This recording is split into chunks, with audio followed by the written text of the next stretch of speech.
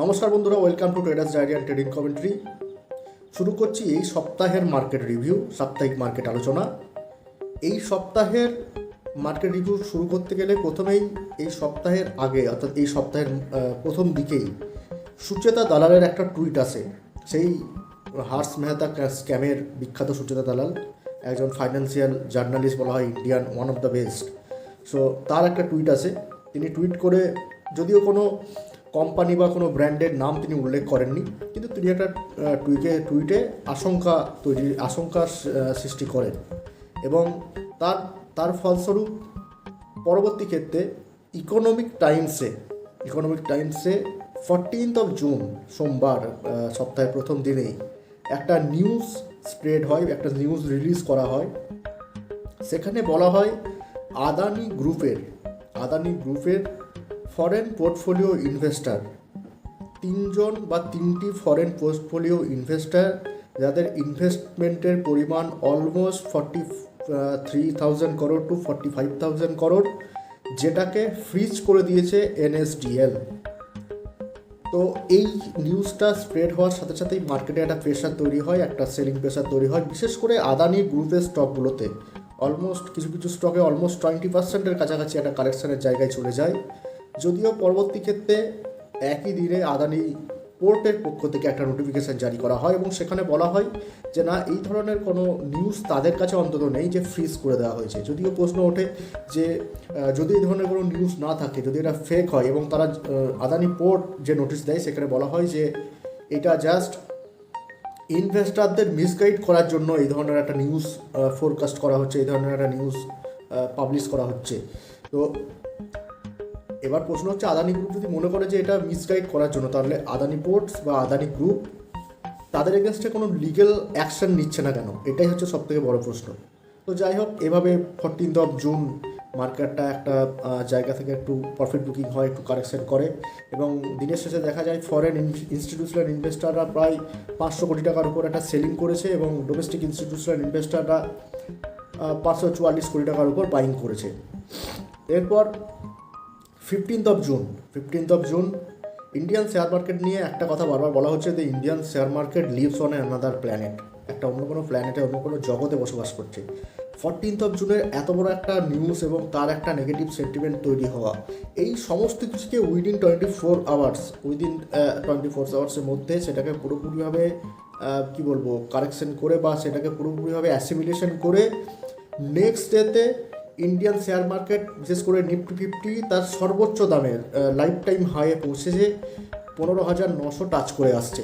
অর্থাৎ এই জন্যই বলা হয় যে Indian share market on another planet, অন্য কোনো জগতে রয়েছে। যেন একটা নেগেটিভ এত বড় সেন্টিমেন্ট, সেটাকে এত তাড়াতাড়ি ওভারকাম করা এবং গ্লোবালি একটা পজিটিভ সেন্টিমেন্ট ছিল, তবে এটাকেও ভাবেনি যে এইভাবে পরের দিনই একটা বাউন্স ব্যাক হয়ে যাবে এবং 15,900 ছুঁয়ে ফেললো ইন্ডিয়ান নিফটি 50। যদিও আদানি গ্রুপের স্টকগুলোর উপর যে চাপটা বর্তমান ছিল সেটা রইল এবং দিনের শেষে এফআইআইরা, ফরেন ইনস্টিটিউশনাল ইনভেস্টাররা প্রায় 630 কোটি টাকার উপর বাইং করলো এবং ডোমেস্টিক ইনস্টিটিউশনাল ইনভেস্টাররা 650 কোটি টাকার উপর কাছাকাছি একটা সেলিং করলো।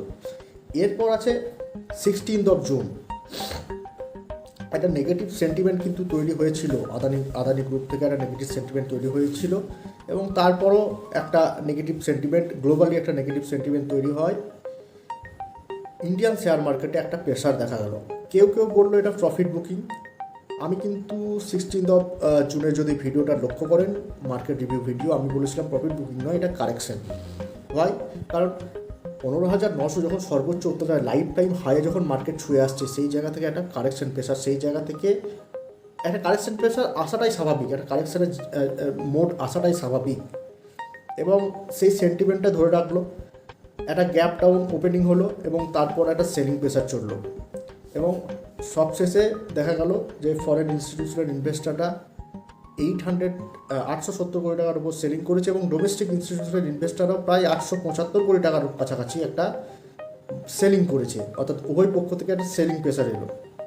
এরপর 17 জুন আবারও একবার গ্যাপ ডাউন ওপেনিং, নিফটি 50 15,750-এর যে সাপোর্ট লেভেলটা সেটাকে ব্রেক করলো এবং তবে দিনের শেষে একটা গ্রিন ক্যান্ডেল তৈরি করলো, কারণ পরবর্তী ক্ষেত্রে একটা বাইং প্রেশার তৈরি হয়। একটা লেভেলে নেমে আসার পর কিছু কিছু স্টক তো বাইং জোনে আসবে, সেই সব জায়গায় একটা বাইং প্রেশার তৈরি হয়, দিনের শেষে একটা গ্রিন ক্যান্ডেল তৈরি করলো।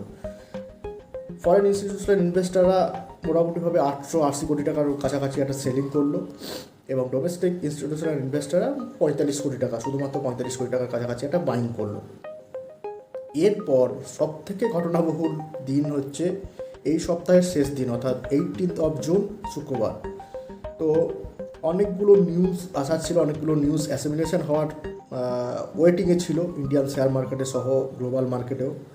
তার মধ্যে অবশ্যই ফেড মিটিং একটা, এবং ফেড মিটিংয়ে যে আলোচনা, সেখানে ইন্টারেস্ট রেট একটা ফোরকাস্ট দেওয়া হয়েছে, যেটা প্রথম দিকে জানা যাচ্ছিল যে 2024 অবধি তারা ইন্টারেস্ট রেটটাকে একটু বাড়াবে, কিছুটা বাড়াবে। পরবর্তী ক্ষেত্রে সেটা 2023 অবধি শোনা যায় যে 2023 অবধি এটা বাড়ানো যেতে পারে। গ্লোবালি মার্কেটটা যে খুব ভালো যাচ্ছিল, খুব খারাপ যাচ্ছিল তা নয়, আবার খুব যে ভালো যাচ্ছিল তা নয়, একটা ইন্টারডেতে একটা রিকভারি হচ্ছিল। কিন্তু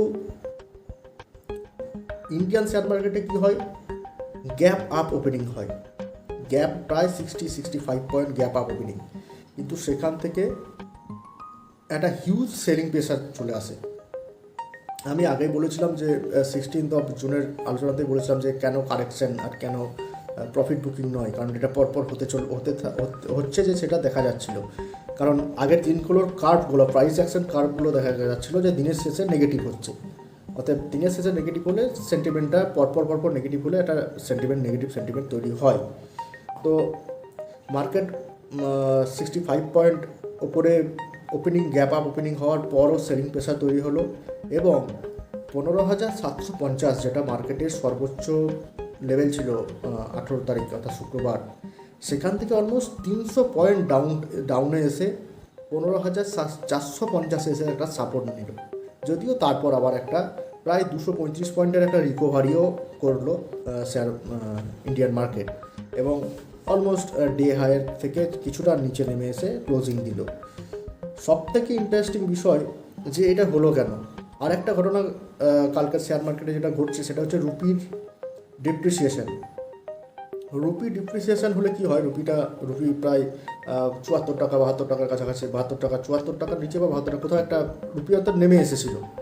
রুপি ডিপ্রিসিয়েশন হলে কি হয় যে ইনস্টিটিউশন অনেকেই ভাবে যে ইনভেস্টাররা হয়তো ইন্ডিয়ান মার্কেট থেকে টাকা বার করে ফরেনে বা আমেরিকান মার্কেটে ধরা যাক ইনভেস্ট করে দেবে। রুপি ডিপ্রিসিয়েশন ব্যাপারটা কী, ধরুন ডলারের দাম যখন 75 রুপিস, আপনি যদি আমেরিকায় বসে থাকেন এবং আপনি যদি চান ইন্ডিয়াতে টাকাটা সেন্ড করবেন বা পাঠাবেন, তাহলে আপনি 75-এ নিশ্চয়ই পাঠাতে চাইবেন, আপনি নিশ্চয়ই 72-তে পাঠাতে চাইবেন না, কারণ এখানে এসে টাকাটা ভ্যালুয়েশনটা বাড়বে। আবার ঠিক একইভাবে আপনি যদি ইন্ডিয়া থেকে আমেরিকাতে ইনভেস্ট করতে চান, তাহলে নিশ্চয়ই আপনি চাইবেন ডলারের দামটা যখন 72 টাকায় তখন ইনভেস্ট করি, যখন 75 টাকায় থাকবে তখন নয়। এই যে পার্থক্যটা তৈরি হয়, এই যে 72 টাকা যেই নিচে নেমে আসবে, মনে হয় অনেকেই মনে করেন যে হয়তো ইনভেস্টাররা ইন্ডিয়ান মার্কেট থেকে টাকাটা উঠিয়ে নিয়ে তারা হোল্ড করবে এবং পরবর্তী সুযোগের জন্য অপেক্ষা করবে, নচেত তারা ডাইরেক্ট বিদেশে ইনভেস্ট করবে। তো এই একটা রুপি ডিপ্রিসিয়েশনের যে ম্যাটারটা তৈরি হয়, সেটা একটা কালকে একটা কারণ অবশ্যই। তো দিনের শেষে দেখা যায় ফরেন ইনস্টিটিউশনাল ইনভেস্টাররা প্রায় 20,440 কোটি টাকার বাইং করে এবং সেলিং করে 17,760 কোটি টাকা। আমি এই কিছু দিনের আমি মানে শেষ কবে ইনস্টিটিউশনাল ইনভেস্টারদের কাছে থেকে বা ফরেন ইনস্টিটিউশনাল ইনভেস্টারদের কাছে থেকে within one day 20,000 plus buying এবং 17,000 প্লাস সেলিং, এই এতটা পরিমাণ বাইং বা সেলিং লক্ষ্য করেছি আমার অন্তত মনে আসছে না নেয়ার পাস্টে।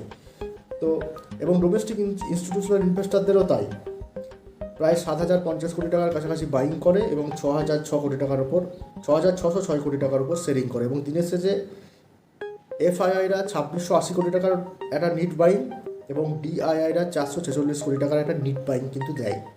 কিন্তু তা সত্ত্বেও এই নিট বাইংটার জন্য কিন্তু মার্কেটটা যে রিকভারির যে জায়গাটা সেটা কিন্তু তৈরি হয়।